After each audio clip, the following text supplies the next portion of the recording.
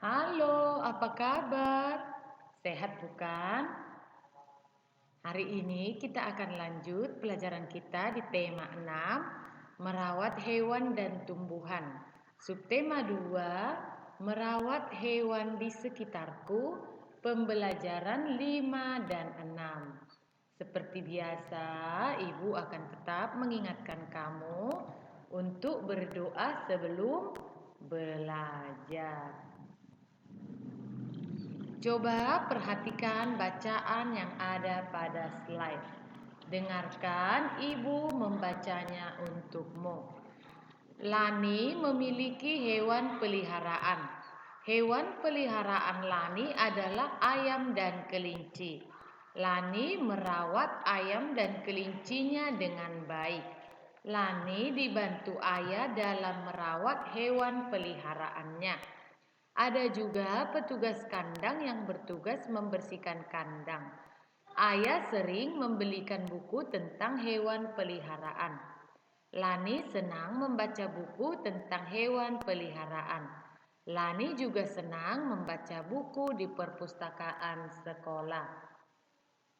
Jadi, teks tadi bercerita tentang kegiatan Lani di rumah dan di sekolah. Ketika di rumah, Lani merawat hewan peliharaannya dengan baik. Dan Lani juga senang membaca buku tentang hewan peliharaan. Di sekolah, Lani juga senang membaca buku di perpustakaan sekolah. Gemar membaca adalah kebiasaan yang baik. Dengan membaca, kita dapat mengetahui hal-hal baru. Maka dari itu, cobalah latih dirimu untuk membaca buku mulai dari sekarang. Baik itu buku pelajaran maupun buku cerita. Karena buku adalah jendela ilmu. Kamu dapat menggunakan waktu luangmu untuk membaca buku. Dengan demikian, kamu akan menjadi anak yang pintar. Baiklah, kita lanjut pelajaran kita. Hari ini Lani mendapat tugas bercerita di depan kelas. Lani bercerita tentang hewan peliharaannya. Hampir semua teman Lani memperhatikan. Namun Udin dan Beni mengobrol saat Lani bercerita. Siti dan Dayu pun mengingatkan mereka. Memperhatikan orang yang berbicara di depan kelas adalah tanda kita menghormati orang lain. Nah, tadi dikatakan Lani sedang bercerita di depan kelas. Kemudian Udin dan Beni mengobrol saat Lani bercerita. Lalu Siti dan Dayu pun mengingatkan mereka. Nah, ketika orang lain sedang berbicara, kita harus memperhatikan. Jangan mengobrol ketika orang lain juga sedang berbicara. Karena memperhatikan orang yang berbicara di depan berarti kita menghormati orang tersebut. Nah, cobalah kamu praktekkan sikap ini supaya kamu menjadi anak yang sopan. Terdapat beberapa nama orang pada bacaan di atas. Siapa sajakah nama dalam cerita di atas? Ya, kamu bisa perhatikan teks yang tadi telah Ibu baca. Tuliskanlah siapa saja nama-nama orang dalam cerita di dalam teks. Kamu bisa tuliskan di buku tugasmu. Selain digunakan pada awal kalimat, nama hari dan nama bulan, huruf kapital juga digunakan ketika menuliskan nama orang. Nah, kamu sudah semakin paham tentang penggunaan huruf kapital, bukan? Kapan saja kita menggunakan huruf kapital? Nah, kita menggunakan huruf kapital di awal kalimat pada penulisan nama hari, nama bulan, dan nama orang. Ibu rasa kamu sudah semakin memahami tentang penggunaan huruf kapital. Berikutnya ayo berlatih. Bacalah kalimat-kalimat berikut. Lingkari nama orang yang tidak menggunakan huruf kapital. Ya, di sini ada 5 teks atau ada 5 kalimat. Coba perhatikan manakah nama orang yang tidak menggunakan huruf kapital. Ya, yang pertama, Lina dan Dayu selalu datang tepat waktu. Ya, kalimat pertama sudah tepat ya. Lina, L besar dan D besar. Kalimat kedua, pada hari Senin, Udin lupa membawa pekerjaan rumahnya. Iya, ini kamu lingkarilah huruf U pada nama Udin ini ya nak ya. Karena tidak menggunakan huruf kapital. Yang ketiga, Siti, Dayu, dan Lani berdiskusi bersama. Nah, coba perhatikan. Mana nama orang yang tidak menggunakan huruf kapital?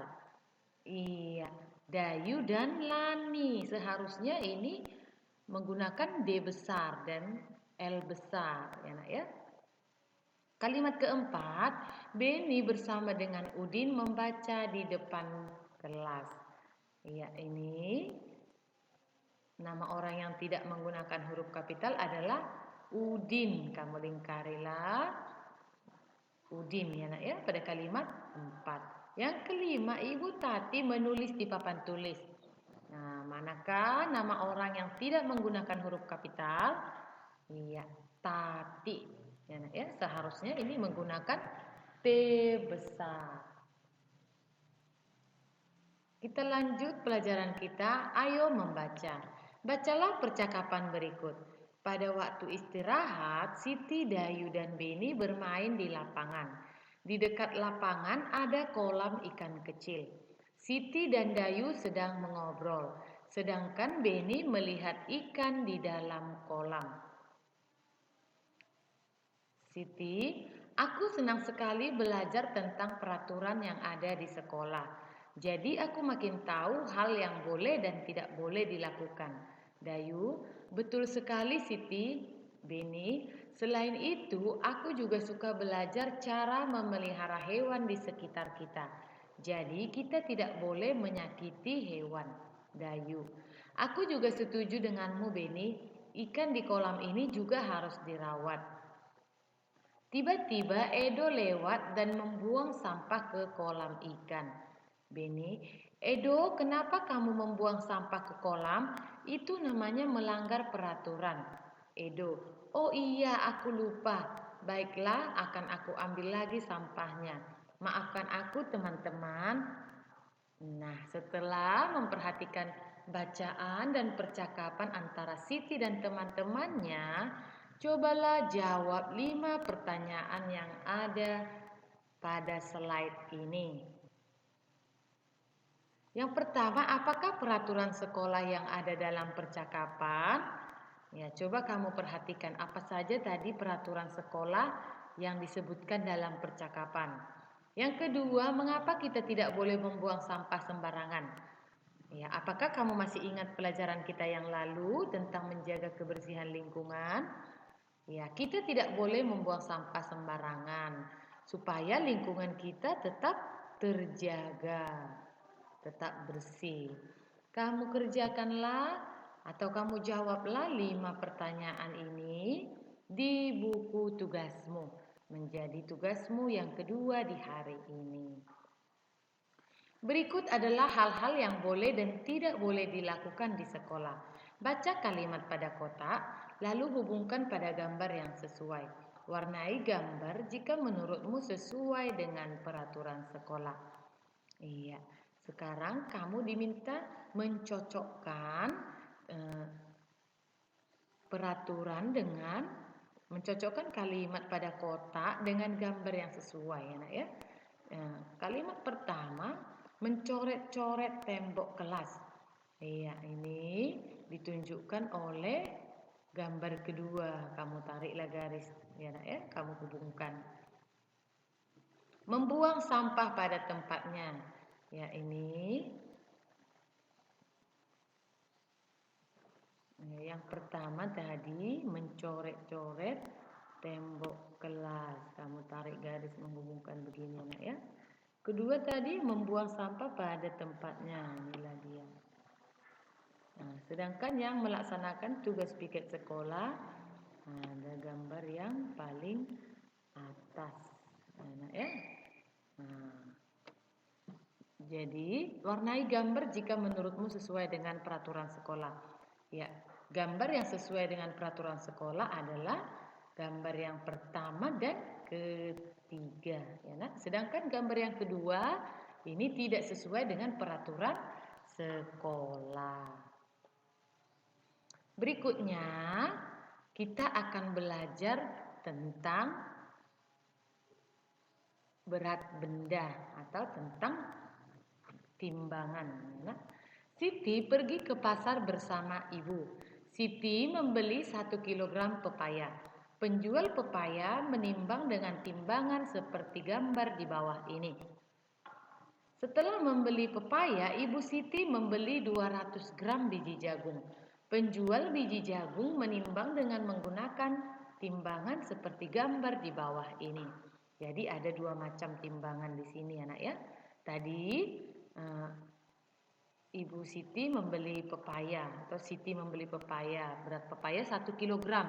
Maka ditimbang menggunakan timbangan besi, anak ya, atau timbangan pasar.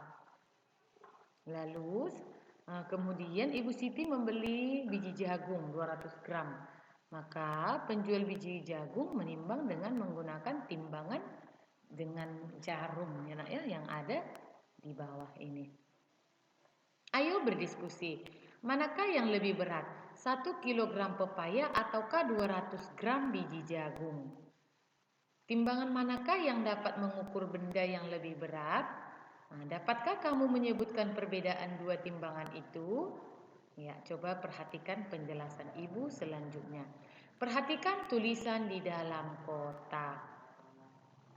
1 kilogram sama dengan 100 gram tambah 100 gram tambah 100 gram tambah 100 gram tambah 100 gram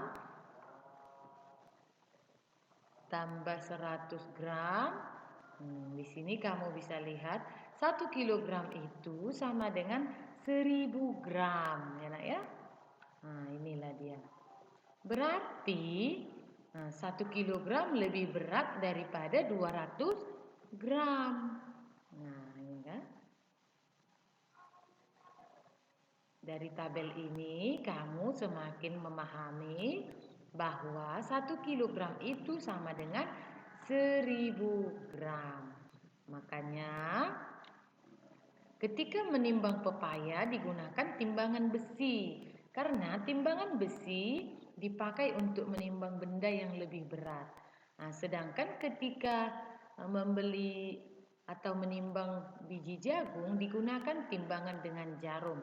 Karena benda yang ditimbang ringan. Itulah perbedaan timbangan besi dan timbangan jarum. Selanjutnya ayo berlatih. Perhatikan gambar berikut. Coba perkirakan berat benda pada gambar. Lingkari ukuran berat yang menurutmu sesuai.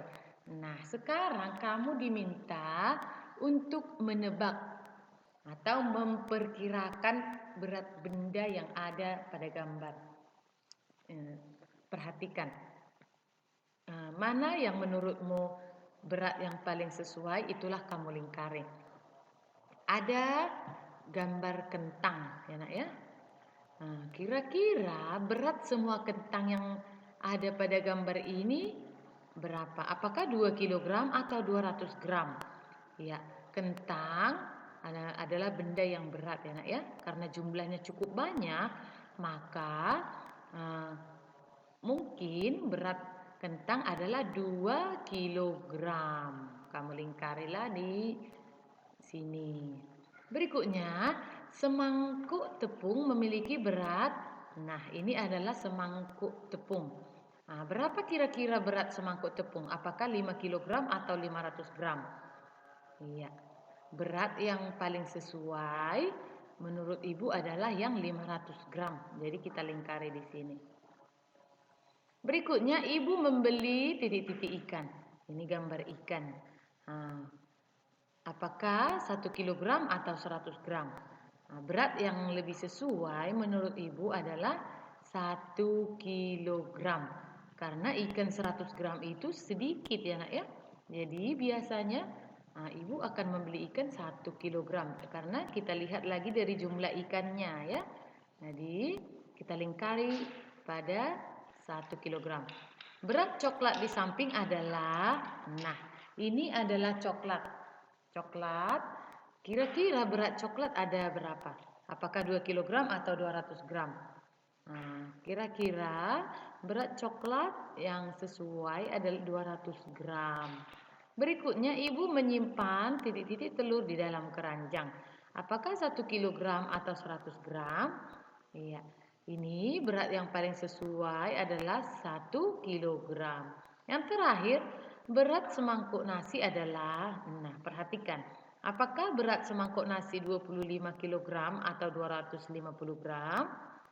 Bila semangkuk nasi beratnya paling sekitar 250 gram. Jadi kamu lingkari di sini ya, 250 gram. Baiklah, demikian saja pelajaran kita untuk hari ini. Terima kasih atas perhatian kamu. Sampai jumpa di pembelajaran kita selanjutnya.